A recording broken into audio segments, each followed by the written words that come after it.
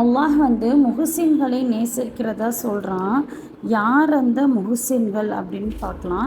முஃமின்கள் குர்ஆன் ததபுரில் ஆல இம்ரானில் 134வது ஆயத்து.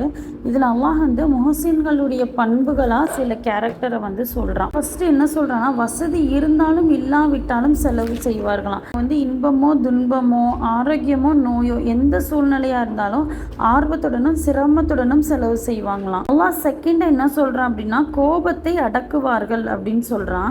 ஒரு ஹதீஸ்ல சொல்றாங்க, போர்ல எதிரியை வீழ்த்துபவனை விட கோபத்தை அடக்குபவன் தான் வீரன் அப்படின்னு சொல்றாங்க. முஃமின் வந்து கோபத்தை அடக்குறதை விட ஒரு சிறந்த அமலை வந்து செய்ய முடியாதான். மூணாவது அல்லாஹ் என்ன சொல்றான் அப்படின்னா, மக்களை மன்னிப்பார்கள். அதாவது அவங்க வந்து எந்த ஒரு சூழ்நிலையிலுமே கோபத்தை வந்து மக்களிடத்துல காட்டாம அல்லாஹ்வே இதுக்கான கூலியை தருவான் அப்படின்னு அல்லாஹ்விடத்திலே பொறுப்பு ஒப்படைப்பாங்களாம்.